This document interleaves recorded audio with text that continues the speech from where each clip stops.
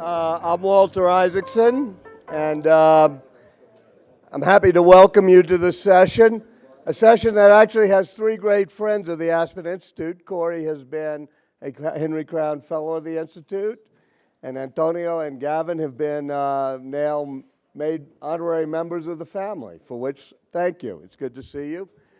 I have a few quick announcements. There'll be a session here at 4 this afternoon that I'm going to be a part of that'll be very good, I hope, in which Haley Barbour, the governor of Mississippi, will be interviewed by Chris Matthews. Haley is always a real hoot, but he was also a great partner to those of us in Louisiana after Katrina, and I really urge you to come to that one. That has been moved. It's now at 4, not 5 o'clock, and it will be right here where you're sitting. So if you feel very lazy, just stay in your seats for all day.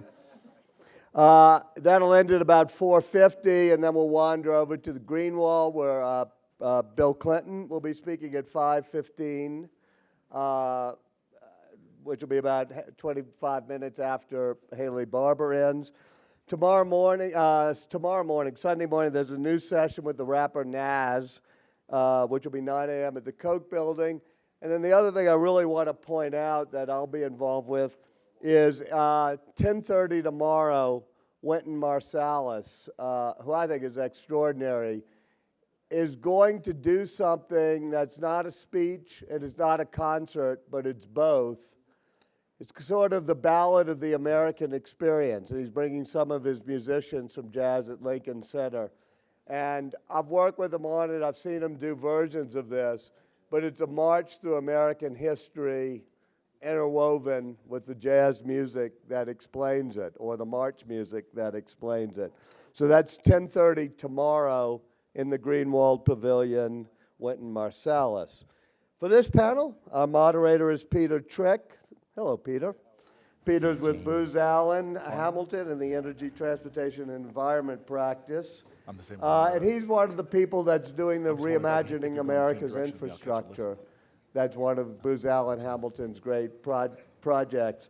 He's a policy analyst and a lawyer who's worked for more than 3 decades to do economic development, sustainability, and environmental protection here and abroad.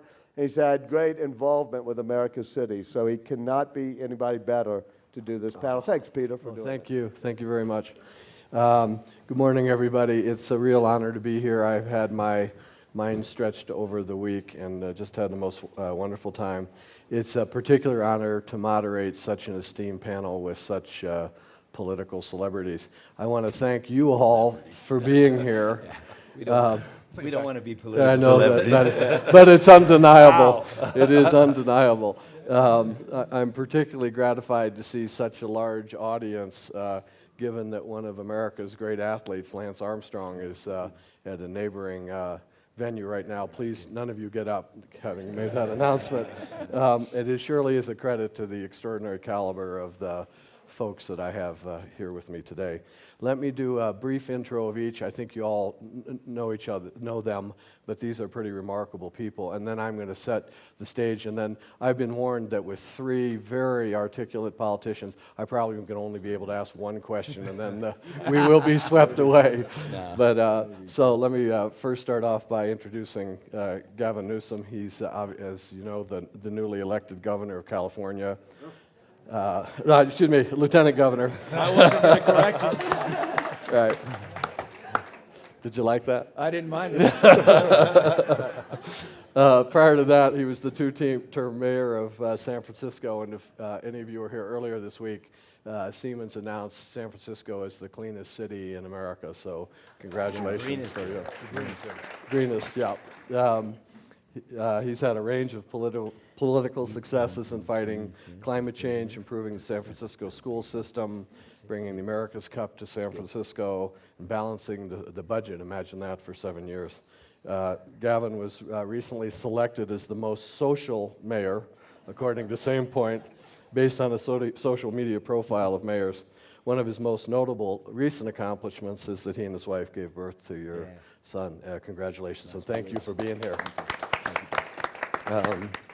To my immediate right here is Cory Booker. He is not the mayor of New York. He's the mayor of Newark, New Jersey. Prior to that, he served 4 years on the Newark Municipal Council. He attended Stanford, was a Rhodes Scholar at Oxford, and graduated Yale University at law school. He's made great progress in reducing New York's crime rate. He's renowned for his successes in bringing philanthropy to support city resources. He's improving the Newark school system, the parks, tremendous accomplishments. President Obama asked Cory to serve as on the White House Office of Urban Affairs Policy, and he declined, citing his commitment to the city of Newark. Oprah Winfrey has said of Cory, his enormous intelligence is only surpassed by his heart. Pretty high commendation. Cory told me that he actually wrote that line and gave it to. And in the center here is my dear friend Antonio Villaraigosa, who is the two-term mayor of Los Angeles, the second largest city in the United States. He served for 2 years on the Los Angeles City Council and 6 years in the California State Assembly, having a meteoric rise up to Speaker of the Assembly. He served as campaign co-chair for Hillary Clinton's 2008 presidential campaign and served on President Obama's Transition Economic Advisory Board. Highlights of Antonio's service as mayor include crime reduction, school reform, comprehensive anti-gang strategy, launching Green LA, significant infrastructure improvements. Antonio was in the news recently as the recently elected president of the U.S. Conference of Mayors. He helped pass a resolution calling on Congress to redirect military spending to domestic priorities. Needless to say, got a fair amount of attention for that. So, as you can see, we're fortunate to have a tremendously talented set of municipal leaders. One of the observations that I've had being at Aspen this week is that we seem to struggle with tremendous challenges, and it seems to me the default that is going to bring about overcoming these challenges is leadership, persistence, compromise, and partnership. And I think these three gentlemen are going to be able to provide us tremendous insights into the vital elements that will move our country forward. Now let me quickly frame this conversation so you can hear them. President Obama cited rebuilding America's infrastructure as key to winning the future. And the magnitude of this challenge when you think about infrastructure is truly gargantuan. The American Society of Civil Engineers estimates that we're looking at about a $2.2 trillion deficit in capital investment of infrastructure. This includes things like wastewater and energy and transportation. Cities are on the front line of needing to make these investments. When you consider, I was looking at the recent census data, over 80% of the population of the U.S. resides in our cities, and that urbanization is increasing faster than our overall population growth. So cities are where our people are. Yet much of the urban infrastructure is old, it's obsolescent. The sewage treatment plants in this country were built in the 1960s, 1970s, roads, bridges, so they face a tremendous challenge. At the same time, there is extraordinary opportunity for our cities in terms of the innovation and technology of a smarter infrastructure. And these connected vehicles, intelligent transportation, distributed energy systems can afford us the real opportunity to bring energy efficiency, clean environment, and particularly stimulating economic development. So this could all lead to a happier, healthy, and more prosperous citizenry. Cities, and then particularly the gentlemen and the cities that they're representing today, are really stepping to the fore. It was interesting, I had a conversation with Gavin 2 days ago in which he talked to me about, is the world in fact arriving at the return of the city-state, you know, like the ancient Roman cities or the Hanseatic League. They really are the economic engines of our future. And interestingly, they're showing real leadership in climate change. And so they're the demonstration sites of the transformation of our nation. So this session is going to explore the challenges and opportunities associated with that transformation, particularly focusing on the political, financial, and social challenges that we're facing. So with that, hopefully brief intro, let me turn to each of you, and I'm going to ask you first a kind of a simple question.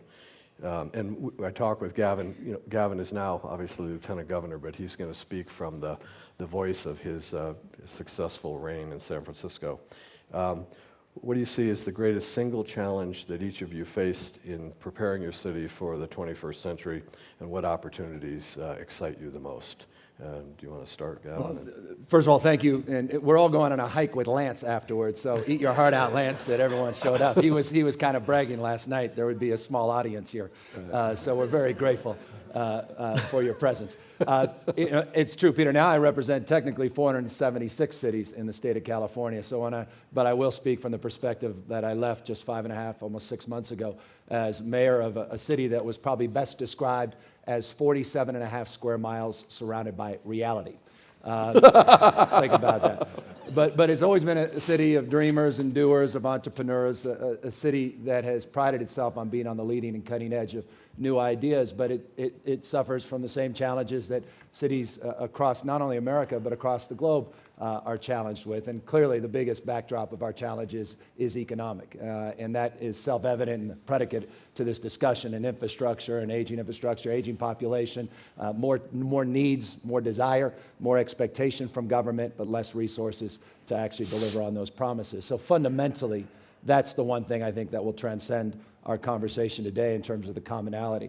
But at the end of the day, this is the most extraordinary moment in history when it comes to urban centers. In 2005, for the first time in human history, more people on the planet were living in urban areas than suburban and rural areas.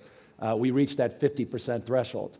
And what's extraordinary is what's happening as we speak. About 180,000 people every single day around the globe descending upon urban areas. You've got 700 million people in the next 10 years that will be urbanized. We'll be at 70% by 2050. Already, we are consuming 75% of the Earth's natural resources. So when you think of issues like climate change, at the end of the day, what is consumption except the sum total of all local consumption? It will be mayors, city administrators, city council members, members of county boards of supervisors that will determine the fate and the future of this planet from that sustainable perspective. And to me, that is the backdrop of some of the greatest challenges, and that's resource distribution, resource allocation. How do you accommodate this mass urbanization? How do we address the needs of these urban centers and all the extraordinary diversity that is afforded us? How do we celebrate all that diversity, but at the end of the day, as Dr. King said, unite around our common humanity, the things that bind us together. And so those are the challenges, but also the extraordinary opportunities, because within those cities is the creativity. Within those cities is that cultural diversity that drives innovation and new ideas. And I just think it's an extraordinary time in our country and our planet as it relates to the topic of urban centers. And so I look forward to how this conversation goes and sharing some perspectives. Thank you, Gavin. Antonio? Well, thank you, Peter, and thank you all of you for having me here today. And it's great to be here with two of the people that I believe are two of America's greatest public servants, and particularly greatest mayors. Let me set a predicate on this idea of city-states. If you took 3 metropolitan areas, New York, LA, and Chicago, the top 3 economies in the United States, our GDP, or our economic output, is roughly the equivalent to France, the 5th largest economy in the world.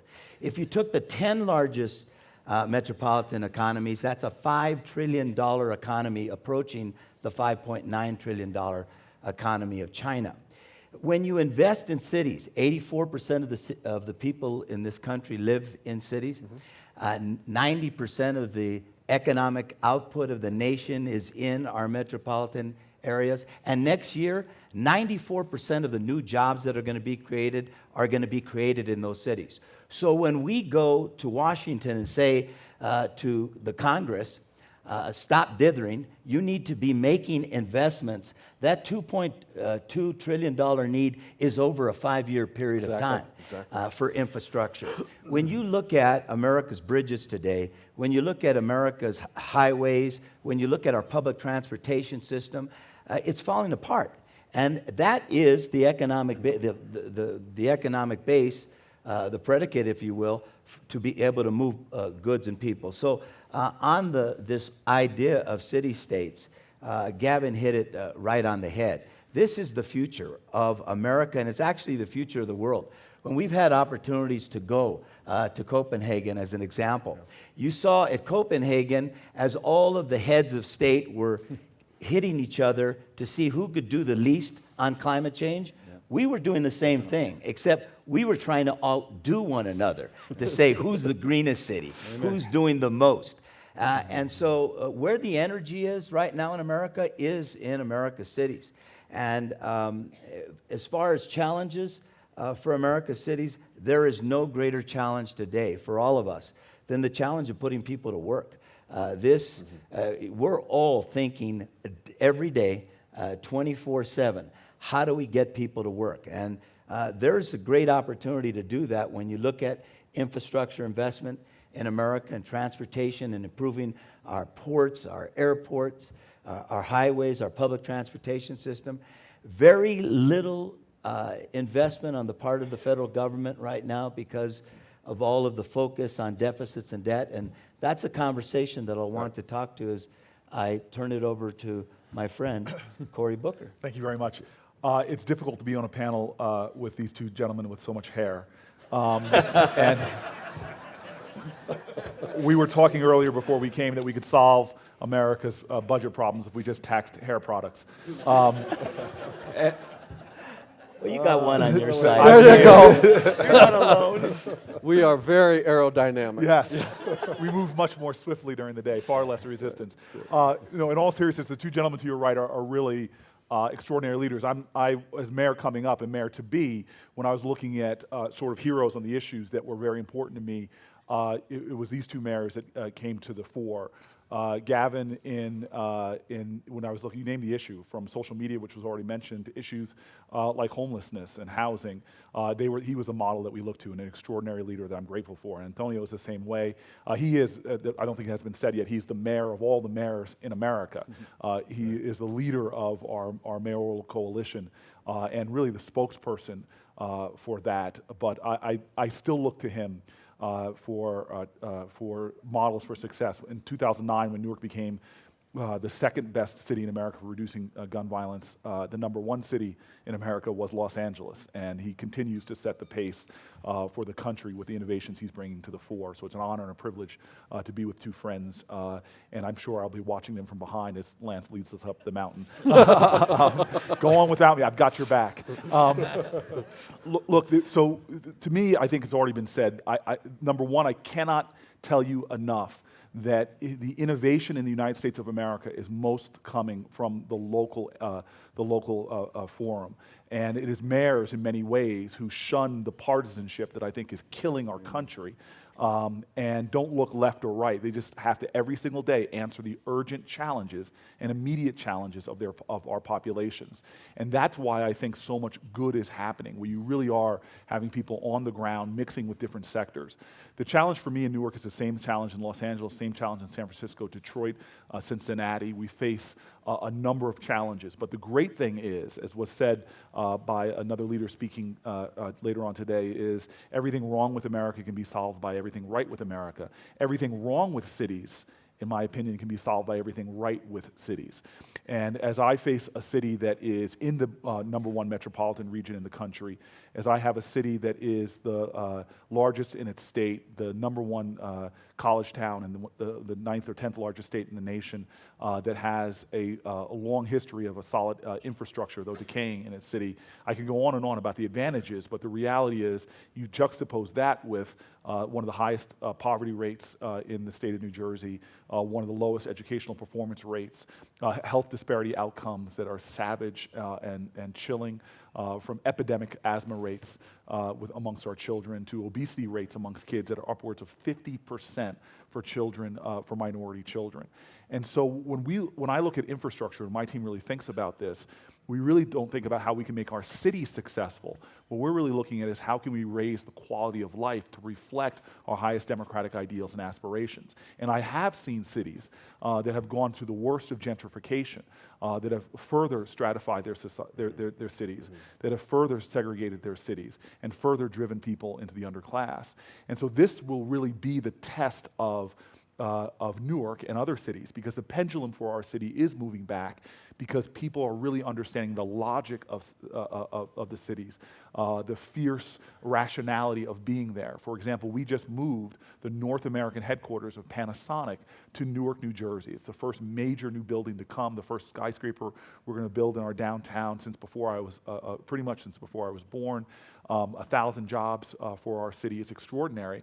And if you talk to the CEO, why did you come? He says, look, we want to be a company that speaks in a competitive way. We want to be one of the greenest companies in the North America. And we think by being in Newark, New Jersey, right on a major transportation hub, that we can lower our carbon footprint, we can increase our efficiency, and we can have a major presence. So my hope, in conclusion of some opening remarks, is that we begin to think intelligently about how sustainability, how greening society, how investing in infrastructure, as Antonio so eloquently says often, is what actually helps to create a society that is more equal, a society that does not leave people out, a society that builds an economy that serves not just some Americans, but really serves all of Americans. And if I may interject, both of them use the word competition, and I think it's, for me, very enlivening. It is a very fundamental point that needs to be reinforced, what's happening between cities and mayors. There is a wonderful competitive edge that's happening. And that's great. I mean, we're competing for Panasonic, I'm competing against Antonio for companies in northern part, et cetera. And we're competing against 25 metro regions around the world. Right. And we're not asking for permission. As Antonio said, we didn't ask for permission on climate change. I mean, remember, it was Democrats, not just Republicans, that pulled away from Kyoto, 98-0. Clinton loves to say, before he came back, it was the first bill that was rejected before it was introduced. No one believed you can grow your economy and reduce your greenhouse gas emissions. But it was cities that stepped up and stepped in. Mayor Nichols notably led the charge with the U.S. Conference of Mayors and got all of us to sign off on local global climate action plans. Ours in San Francisco called to go twice as far as the Kyoto protocols. We actually reached Kyoto in 2008 in San Francisco. We had already reduced our greenhouse gas emissions 7% below 1990 levels. We achieved that in 2008. In 2012, our goal next year is to reduce them 20% as we grow our economy. And it was a lot of ideas that we poached from other cities. You may have read Mayor Bloomberg announced that he was going to green his taxi fleet in New York. He announced it on the Today Show. What you didn't know was 2 years prior, a mayor out on the West Coast in San Francisco announced on local cable channel 26 his plan to reduce the number of traditional taxi cabs. By the way, we're at 80%. Mr. Bloomberg, I know he's still struggling, but that was the kind of competition. So we're always casing each other's joints. There is a business model here, not to be more businesslike, but there's a competitive model that is rising the bar, and it is a very supportive model. And I do think that is what I think most excites me about local government. And frankly, now having moved to the state, is my struggle and frustration with state government. States are laboratories of democracy, of course, but cities are laboratories of innovation. So I would love for you to compare your climate change results with San Francisco.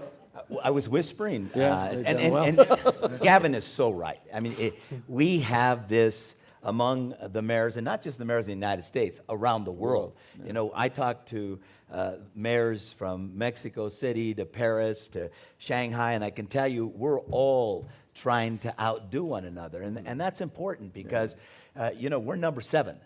But 6 years ago when I started, we were in the 30s. Right. And for us to move this fast, and we always say, joking with San Francisco, we're going to be the largest clean, green, big city in the United States of America. Because, of course, we're 5 times larger than San Francisco. All right. Thanks for reminding everybody. We're still on the same size budget. That's right. another issue. Yeah, right. That's right. But that doesn't include our airport, our port, and our largest public utility in the United States. I of was America. warned I could never Let me control you give you an guys, and I'm example. beginning to see it. But Right. to speak to that, let me give you an example. And again, he's right. I mean, we've looked to San Francisco. They have been they've been doing this for 20 years, but particularly under Gavin, and accelerated it. But, we're the first public utility in California to hit the 20% clean alternative fuel goal. Every single bus in the county, every single one is a clean fuel bus. It's the largest clean fuel fleet in the world. Our Clean Air Action Plan at the port, which I started, is the most far-reaching effort to clean up a port in the world. And as they can tell you, port activity is one of the dirtiest activities there are, and it really is a big contributor to our smog and our air quality. We use the same amount of water that we did 30 years ago, and the population is 1.5 million more than it was back then. And since I've been mayor, we've cut it by a third. So on all of those issues, our green building standard, they have the toughest one in the country. I like to say we have the toughest one of a big city in the country. But we got it from him. I mean, let's be honest. We got it from San Francisco. And you're seeing this around the country. We're sharing best practices. We're looking at what one another are doing. The green taxi thing, you started. New York did it. We're doing it now as well. These are the kinds of, among mayors, there is a willingness to share best practices, to work with one another, and a real drive to kind of lead the way. Do you want to talk about your parks and your brownfields at work, or? I want to compete with these guys. The old saying that good mayors borrow, great mayors steal. And the reality is, and again, I just cannot make this point enough, because I think we're speaking in a country right now that has not shown its the ability to deal with complicated problems on a national level or even on a statewide level. I love the fact that we have a group of mayors around this country. It's co-opetition. We cooperate with each other. We share ideas.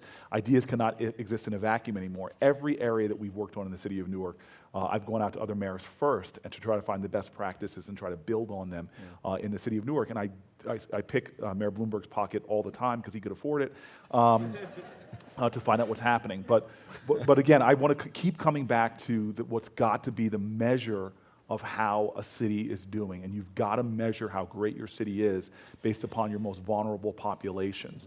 And so when I'm looking at ideas and stealing ideas about sustainable housing from New Orleans and talking to a lot of the people from Brad Pitt to others and literally copying the projects in the city of Newark, what it means is creating new models of sustainable housing that are supportive housing, that is housing that's working for people that are often left on the margins, that are housing that are not contributing to the asthma rates of my residents, but have LEED standard solar panels, but also, which is great, what's happening in the city of Newark, and again, copied from other mayors, I proudly say, is unlike California, the number one solar producer in the United States is New Jersey. They are. But we learn from other people that when we do our local housing projects now, sustainable housing, we also are involving our own local residents in job training and solar panel installations to try to find the multiplier effects that are not going to just create great cities with shiny new buildings, but create transformed populations that have new gateways into a 21st century economy. Peter, I'd like to build on something that Cory mentioned, and I think all three of us agree.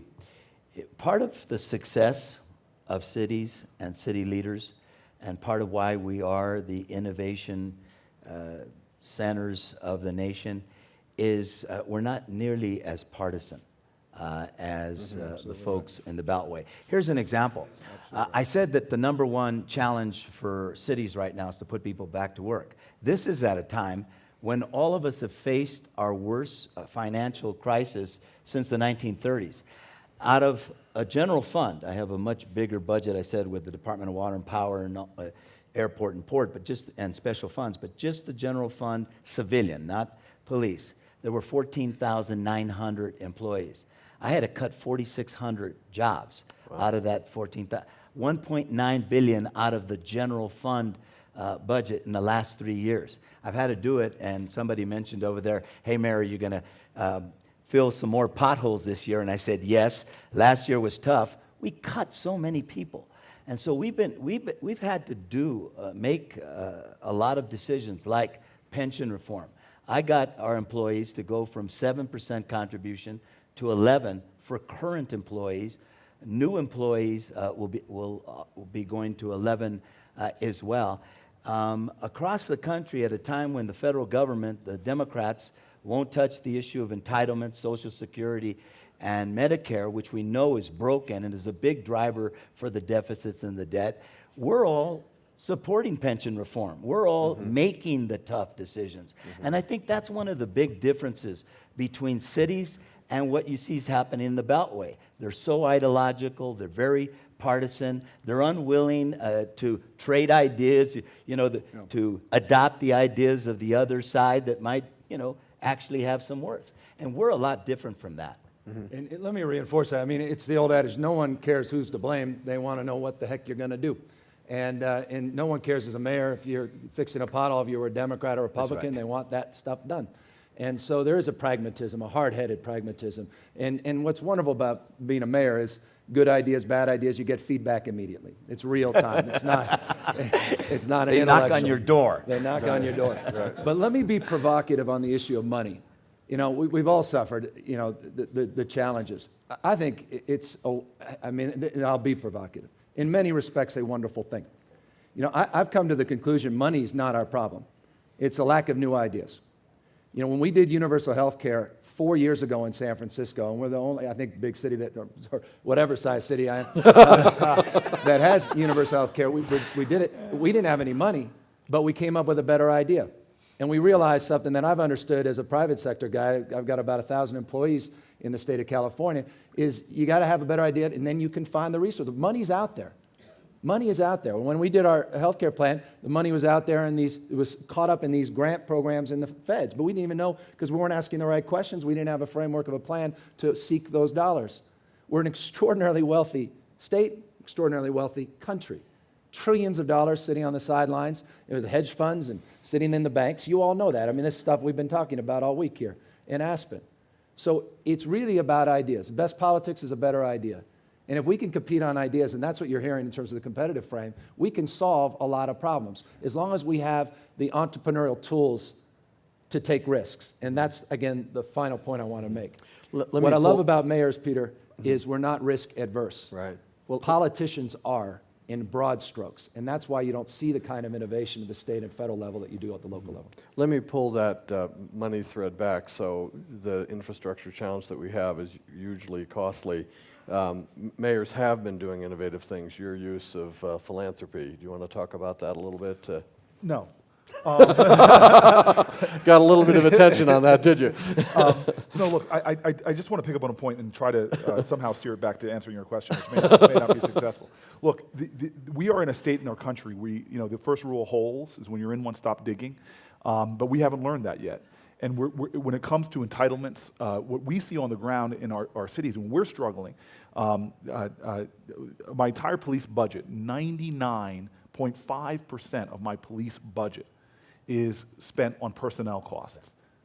So and those of you in the private sector know this. Your fringe, your salary, the private sector maybe 20% to cover pension, healthcare costs, prescription. Newark is at 68% for police officers. Camden, New Jersey, 84% to cover all the costs of carrying employees. So this is a serious problem. Healthcare costs in this nation are outrageous compared to what our competitor nations are expending for often better results. These are problems that we have not had the collective courage to deal with in a substantive way.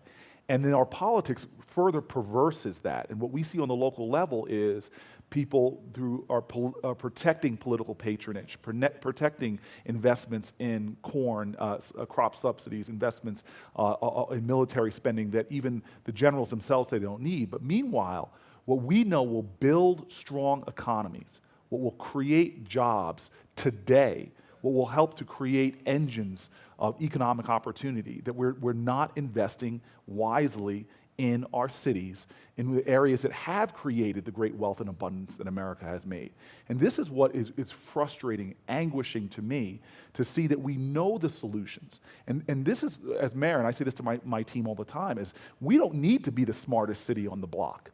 We just need to be the quickest adapters. Because you name an issue out there, I tell my team all the time, there is somebody doing it that all we got to do is copy it and make it better. We have an ex-offender reentry program that's gotten a lot of national attention. Our overall program, 10% recidivism rate. Our best program, our fatherhood program, has a 3% recidivism rate. So don't tell me that we who spend exorbitant amounts of money, talk about capital and investment, we're wasting our nation's strongest, best natural resource every single day in our schools, in our prisons. Wasting. It's a carnage of human potential, and the best thing to source a global knowledge-based economy is actually your people.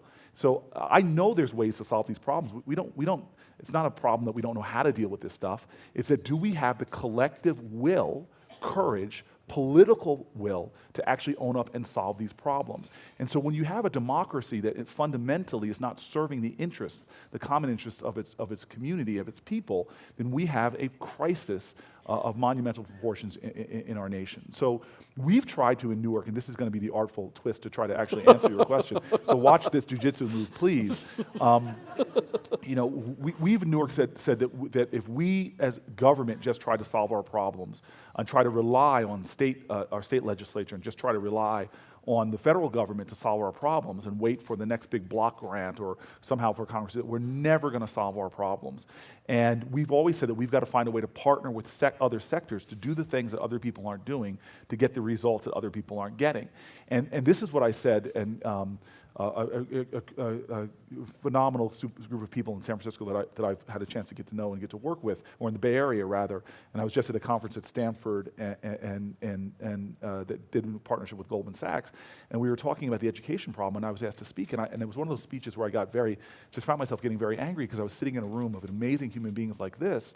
Who are doing it already, who are showing islands of excellence, but we as a community have failed to make hemispheres of hope. And I was, you know, in my city, we've got Malcolm X Shabazz High School. In your city, you've got Thurgood Marshall. In LA, which I'm very familiar with, my mother grew up in. You can name your luminary leader in the Black and Latino community. You've got schools named after them. But yet we can identify these schools. 2 years ago, Thurgood Marshall, dropout factory. 2 years ago, Malcolm X Shabazz, dropout factory. Thurgood Marshall, I know the statistics because Lorraine Jobs was telling them to me. 600 plus students entered Thurgood Marshall. Only 10 black and brown kids graduated. 10 college ready. 10. And that is in arguably next to the Newark metropolitan region. The San Francisco metropolitan region is one of the greatest in the globe. How can we have a nation of such great wealth where you basically took 590 individuals and chained them to mediocrity? A black male who does not graduate from high school has more of a chance of going to prison than having a full-time job. And think about the cost to society of that. I see it every single day. Hundreds and hundreds and hundreds of thousands of dollars they're draining from the common treasury just to deal with those issues. And we have not, as a country, stepped up to do what was necessary to educate those children. So my frustration in Newark was, how can we find ways to break through this? And really it has been finding Americans who recognize that we drink, all of us are not here by our own making. We all drink deeply from wells of freedom and liberty that we did not dig. We eat lavishly from banquet tables prepared for us by our ancestors. We have an obligation to make sacrifices above what we do in just paying taxes and just living our lives and taking care of our family. And we found a lot of venture philanthropists, a lot of courageous people that said, I'm an American, I have to answer a calling to break us out of this maddening cycle that is just churning human potential and undermining the greatest country on the globe. And we found philanthropists that have been willing to do the ex-offender reentry programs I'm talking about were funded by partnerships, left-right partnerships. The Manhattan Institute, a right-leaning think tank, is one of my leading partners for reentry programs in the city of Newark. For school reform, I found powerful partnerships with people on the right for engaging in models of education reform in the city of Newark, for just greening our infrastructure. We were considered, when I became mayor, one of the most underparked cities in America, usable green space.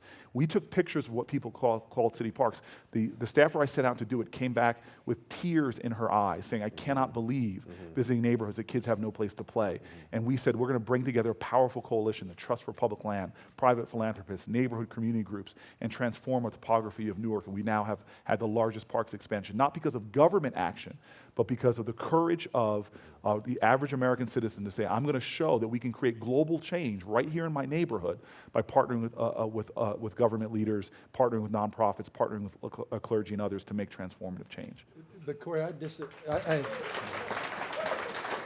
where I'll disagree with Cory is I think it was by government action because he was open to new ideas. Right. And he created a different energy. And I think you made slightly my point. The money's out there. If we have the courage to try to change the way we do business in a way that could be a conduit, government as a platform, not the delivery system of every service necessarily, but as a platform for that delivery. I see a member of the Fisher family here. They stepped up and stepped in. They said, if you match dollars on a Fields campaign, we'll go out and do 2 to 1. I mean, if you commit X, we'll do Y plus Z. And we went out and they've revitalized, I don't know, we're up to 15 brand new play fields, just one family was willing to commit to. And how many others are out there? But the problem with And that is now discovering that. Antonio and I will be both going to John Fisher over I there know, and don't talking do to him. that. It's a fact. But in Antonio, you've had it as well. You've had remarkable success finding philanthropy, Yeah, particularly could in you talk about that? education reforms as well. Yeah.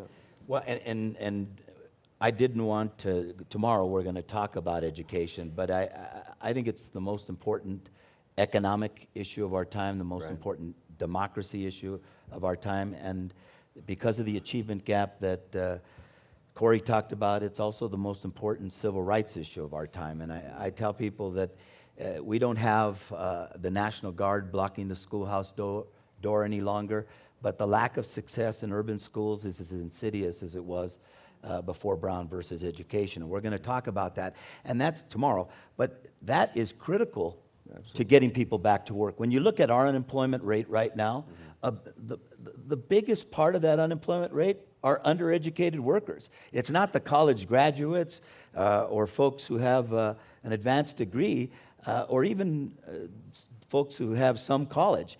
It's the high school dropouts and the high school graduates disproportionately who are out of work right now. So that's one of the challenges to putting people back to work, which was what you asked us originally. What is the biggest challenge? And on that note, let me mention something that we started in LA. In the middle of a recession, we got bipartisan support, Democrat and Republican leaders. We put on the ballot a half-penny sales tax. The business community, labor, environmentalists, public health community, half-penny sales tax to generate $40 billion over a 30-year period of time, to double the size of our rail system, to invest in highway and bridge repair. And early on, people would ask me, well, Mayor, where's that subway to the sea? And I said, well, ma'am, this was a half-penny sales tax, not a 10-cent sales tax. We're going to build this stuff over a 30-year period of time, not in 3 years. And that gave us the idea that, hey, what could we do to accelerate that 30-year funding into a 10-year period of time? And we came up with the 30-10 plan, a plan to accelerate funding for public transportation. We would double the size of our rail system in LA, create 166,000 jobs, and importantly, address the need to put people back to work. We started looking at innovative financing tools. And this is, again, the Congress has a loan program called the TIFIA program, but it's completely underfunded. $122 million for all of the transportation. Well, you know what a joke that is. And so we said, why don't we triple it? Why don't we take it to $1 billion? Now, you might say, in a period of deficits and debt, how can you do that? Well, we have a $2.2 trillion need over the next 5 years. There's a 30-to-1 leverage. So, because we pay back the loans, a 30-to-1 leverage for this. So we now have bipartisan support. I was in a press conference 7 weeks ago with Barbara Boxer and John Mica, a Democrat and Republican, who don't agree on much. Tom Donahue, the head of the U.S. Chamber of Commerce, and Richard Trumka, the head of the AFL-CIO, who are always in battle. Me and a Republican mayor arguing for expanding a loan program, for investing in a bond program that will create the public-private partnerships and allow us to invest now at a time of high deficits and debt. And so you see, there really are innovative and creative ways, even in this time of high deficit and But debt, can we to address infrastructure investment. And you know, this is the way we don't talk to each other, because this whole issue, and I think you, again, your courageous voice when mayors just met in Baltimore, talking about the war overseas, I think was one of the most courageous things the U.S. Conference of Mayors has done by having such a strong statement on the war, and maybe you'll talk about that in a moment. But just the whole conversation of taxes in our country has become so binary. Look, I don't want to pay more taxes to see in the state of New Jersey where firefighters and police can aggregate their sick days over the time that they've been in office and walk out, I'm not exaggerating, with paychecks that private sector would never get, but payouts for their help for their sick time of upwards of $250,000. This is standard practice in the state of New Jersey. So I don't want to tax my residents, my working poor families struggling to pay their mortgages more to do that. But let me tell you something. New Jersey has the third, I think it's third, forgive me if I'm wrong, but we're in the bottom of gas taxes in the United States of America. And the majority of that tax, by the way, for me in New Jersey, is, not the majority, but upwards of 50% of that tax is paid for people that come through the New Jersey Turnpike, through the Parkway. Why are we having a conversation? I spoke with somebody on the transition team of our governor who was a Republican who said to me, it seemed clear to me, let's raise a penny more on our gas tax and repair our roads. And they said, absolutely not. We're a no tax environment. No way it was taken off the table. So we need to start having a much more nuanced tax. And to sustainability, let me give you an example of this. I am not a big believer in tax cuts for the wealthy. I've never seen, it is offensive to me, that the first time in our country's history that we are in two major wars where disproportionately kids from my city are dying over there in Iraq and Afghanistan. And most of us the war is not even in our consciousness in this country. But yet we were told we could have our big expensive wars and for the first time ever get our tax cuts as well. To me, that's astonishing to me that Americans are not called to sacrifice anymore when our men or women are giving our blood and treasure. But I am in favor of massive tax breaks that make sense, that serve our common interest.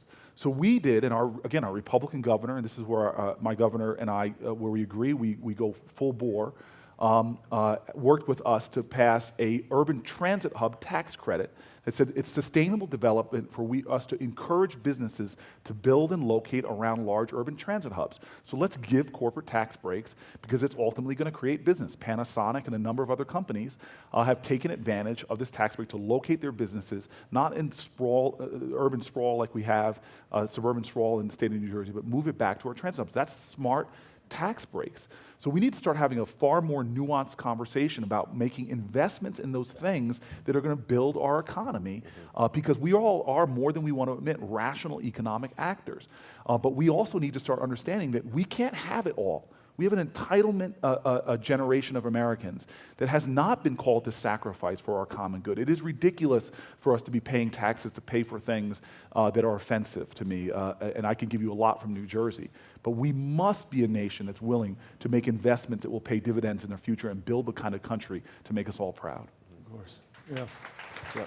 Well, and let me just on this underscoring and gas tax, amen, bring it on, price on carbon, come on, long overdue, all of this stuff we know. Look, you saw this week, $220 billion investment in China, 3 years. You brought up 3 years to build a high-speed rail between Shanghai and Beijing. They're doing a $400 billion 5-year commitment on top of the $220 billion in China alone on high-speed rail, twice as fast as the fastest train in the United States.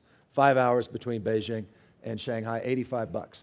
In the United States, we appropriated $8 billion for our entire country for the high-speed rail program.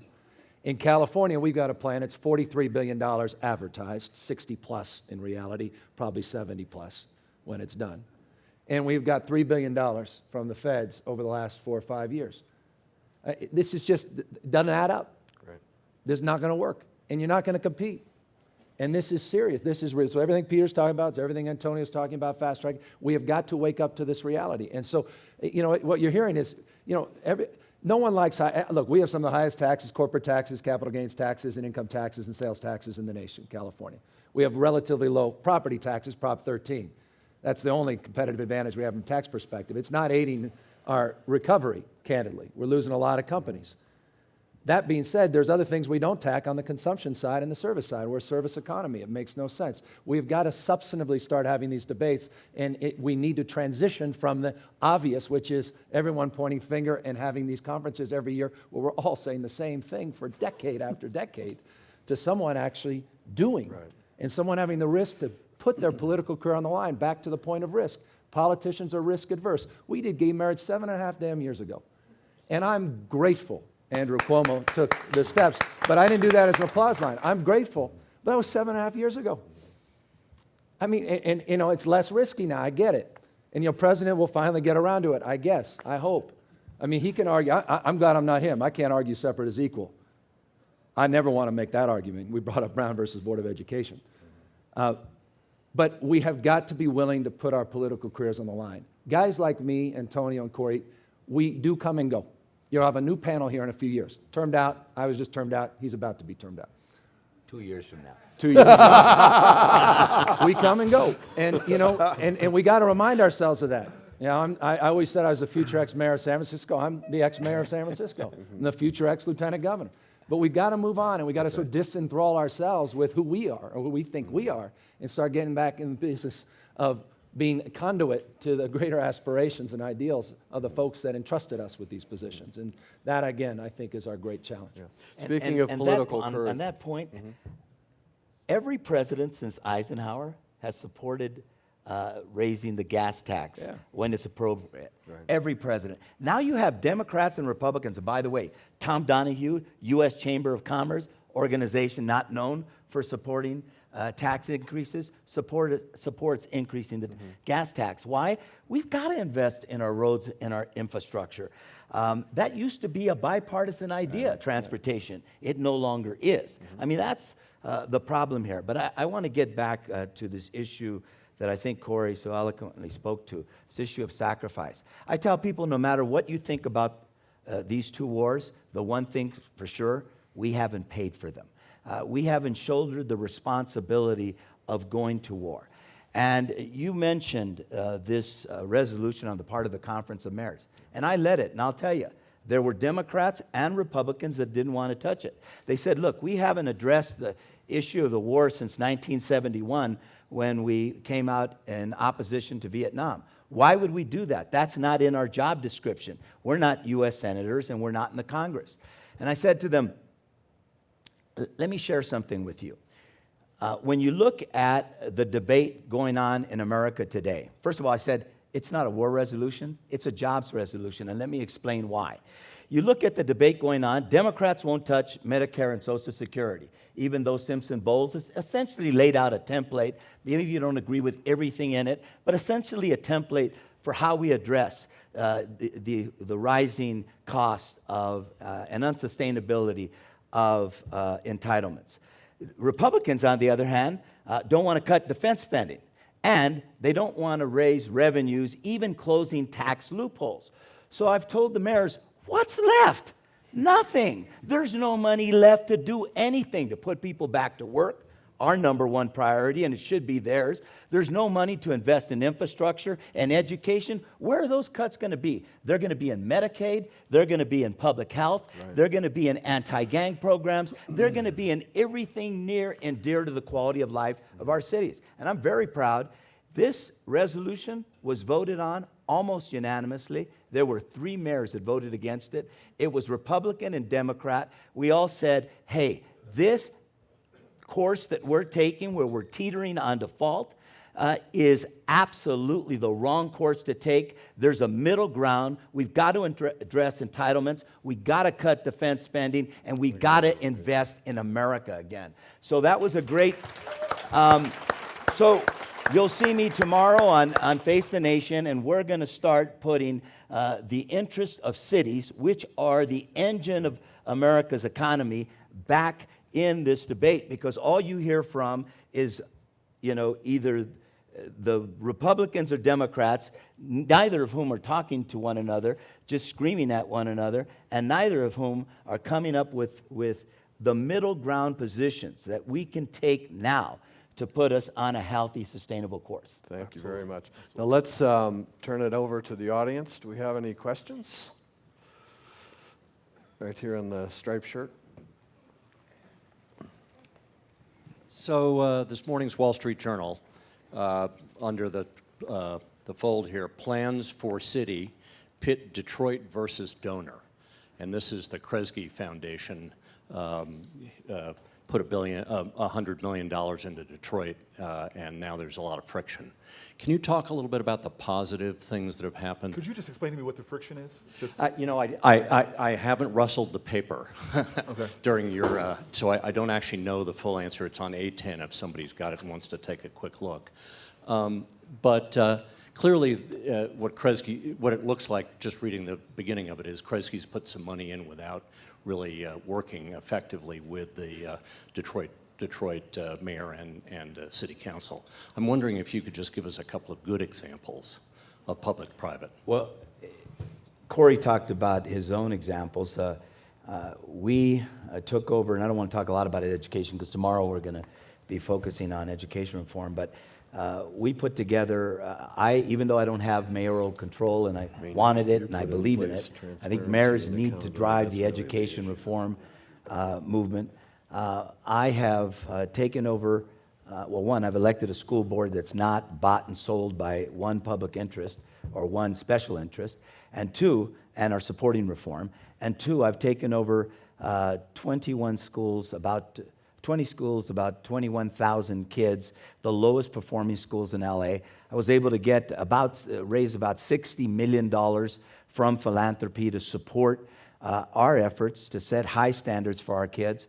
We've done the same thing in our anti-gang programs, which, as Cory said, are probably the best practice in the country when you look at what we've been able to do over the last 6 years in reducing crime in the highest gang-infested areas.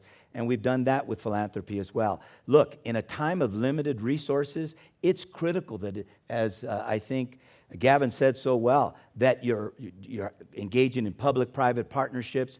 That we have an Office of Strategic Partnerships where we focus on philanthropy. We identify what their priorities are, what corporate priorities for giving philanthropy are, and what ours are, and we try to mesh them together, pooling all of our money and our resources around best practices. So I don't know what the content of that article is all about, but if Detroit doesn't want it, LA will take it.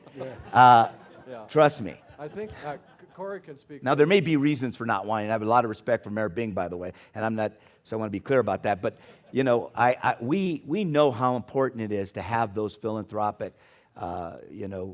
relationships.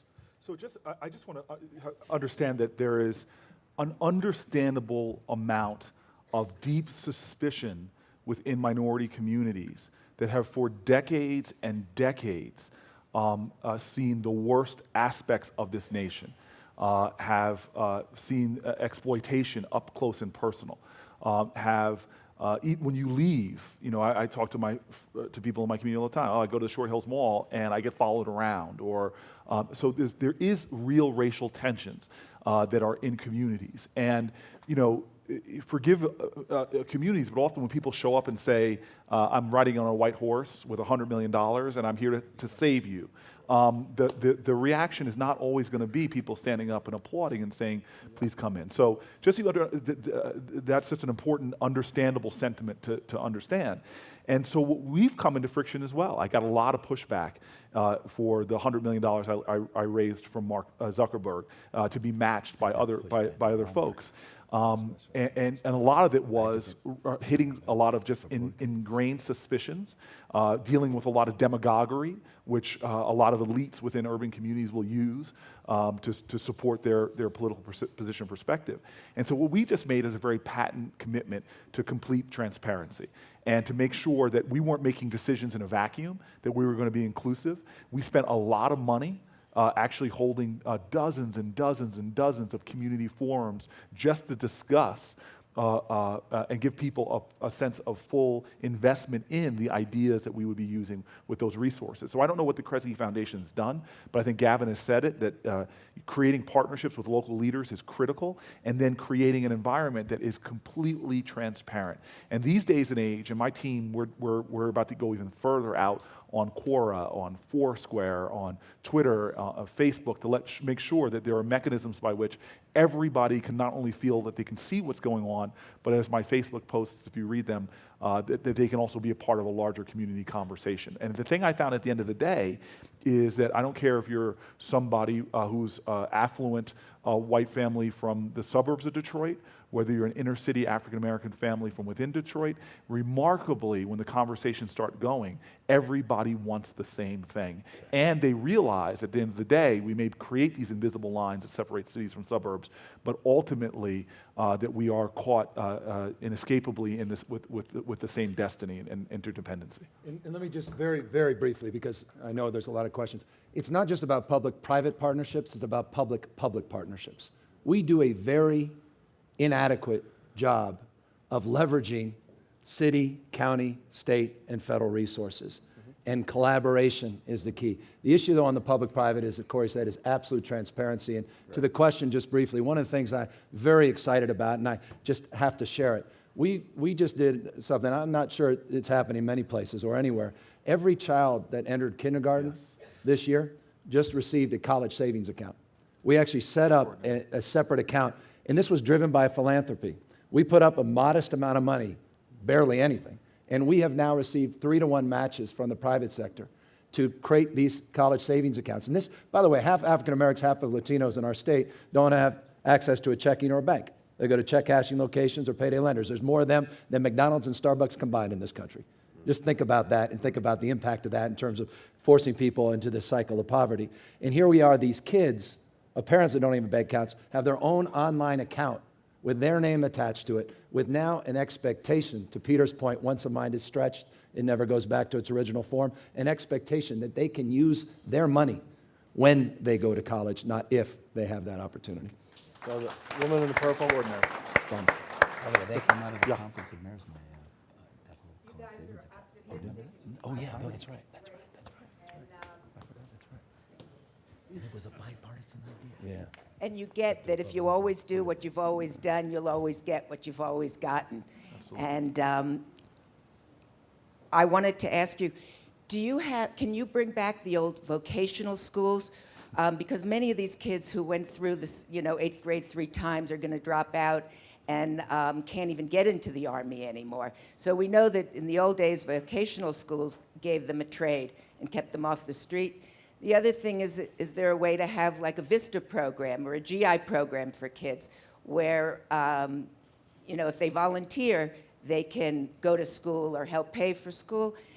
And the third thing is there something where you have a volunteer office where people can volunteer when they're elderly or when they want to bring acting to schools, where they won't be sued, or they have dog training for prisoners, so where there's not such a litigious situation that will hurt your programs.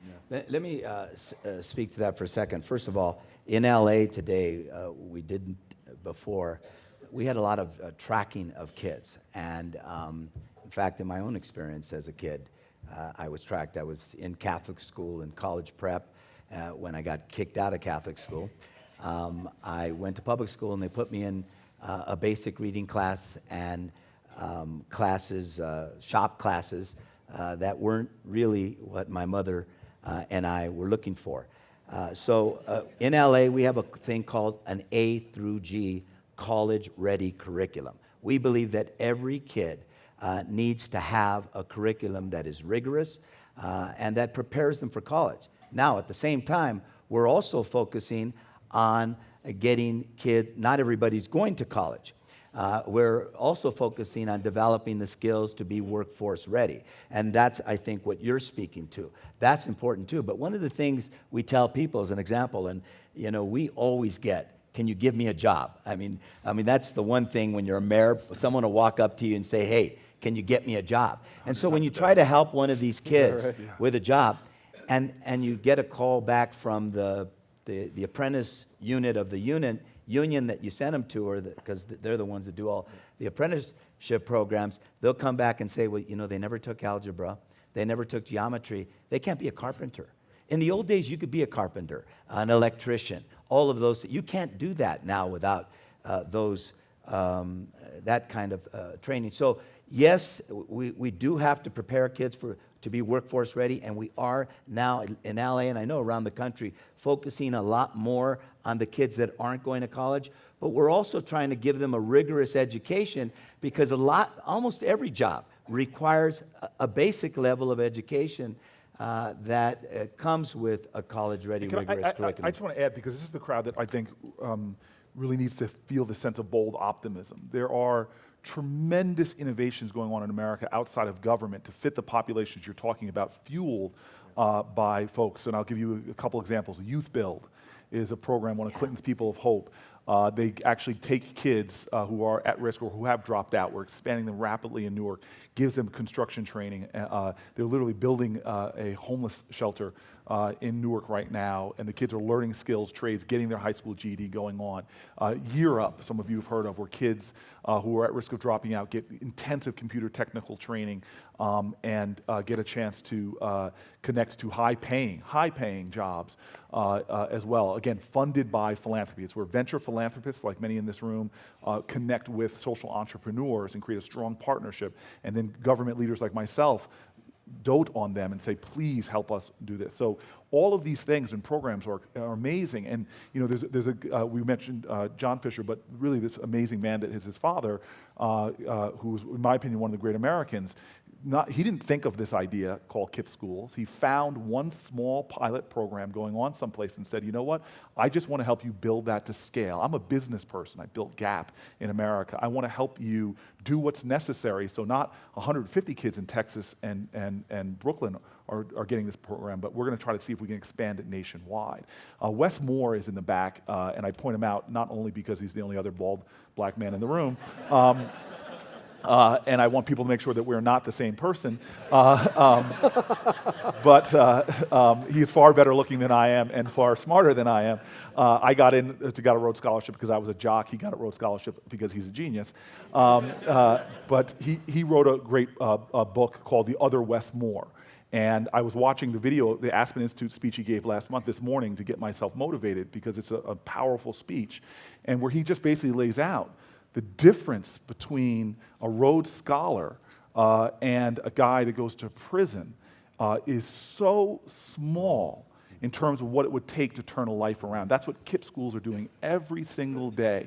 And the difference makers, who are they going to be? And all of us have the power to create that difference. And one of the things he points out in his speech was what happens to young kids during the summer, how much they lose in academics. Well, where are those geniuses in this room that are going to find those, like we do, the venture capitalists do, find those people who are creating the best summer programs and expand it. And then what my job is to start making the policy case that we should be directing public money to fund something like that, as opposed to the programs that we do fund that just rolls out a basketball that makes more strategic investments. When that happens, America changes. And just briefly, again, you know, it's absolutely true. There are extraordinary things happening in almost every community of our country. It's all about scale. It's the notion they're not evenly distributed. And that, again, should be a point of optimism. Second point, our seniors. It was such a great question. Yes. We talk about our youth, but my gosh, you've got 7% of the population 65 or older as we speak today. It's about to be 20% by 2050. And so that experience, that remarkable wealth of knowledge and engaging them. We have a small program we started called Experience Corps, where seniors are coming in and mentoring our high school students and middle school students. It's all about scale. And this is one of the great opportunities to unleash that remarkable wisdom and the collective talent of our seniors, and that cannot be lost in this One more discussion. question, Shelley. As leaders who represent over 70% of the population of our country and over 80%, I think you said, of GDP, which is a number I'd not heard before. 90 and 84. 90 and 84, even more so. Can you as leaders not help us as voters do more to move the national agenda beyond just asking for the end of the wars and the reinvestment into the U.S. infrastructure? Can we not collectively do something more than that? It seems to me that you're the new president of the U.S. Conference of Mayors. Congratulations. It seems like that ought to be a powerful organization in helping us, because somehow voters are not getting the word up there. The other day, Tom Friedman said it's time for a third party. He's ready for it. I think a lot of us are ready for it, because the two parties we've got aren't getting the job done. Can we have a party of mayors leading the rest of the country to get the job done? Let me say something about that, because I know there's some media here. I'll tell you something. I'll tell you something, and we all have this. I mean, look, these two guys, they're two of the best. And you don't see them on Meet the Press, on Face the Nation, on the cable channels as much as you do the folks in the Beltway. I'm amazed at how Congress members who represent, a small, 700,000 people or whatever, and don't actually have any executive authority, how many of them speak and really are the voice of the nation. And the same with the U.S. Senate. When people ask me about the U.S. Senate, I said, well, Jesus, I got a big job. I'm the mayor of the second largest city in the country. And what happens is our voice really isn't brought into the debate in the way that you see the Beltway. When you look at the talking heads, they're almost all from Washington, and they're almost all elected officials in the House and the Senate. With all due respect, Jane Harman is one of the best. I saw her walk in. I love her dearly. But when I look at that and I'm saying, wow, I mean, these people are, as I said last week, or the week before on Meet the Press, what planet are they on? I mean, when you see how close we're getting to default right now. August 2nd is the deadline, July 22nd. We better have a deal, because you're going to have to put all of that into writing and into legislation. So we are trying, I think, through our best practices most of you, someone was introduced to me yesterday by my friend Mark, and they said, this is the mayor. And they said, the mayor of what? And of Aspen? No. Well, but you can't blame them. We're sitting here, I represent a metropolitan area of 18 million people, and, you'd never know it. And so to them, I would say, including other voices around the country is really important, particularly when 94%, that was the number, of the new jobs that are going to be created in the country are going to be created in our cities.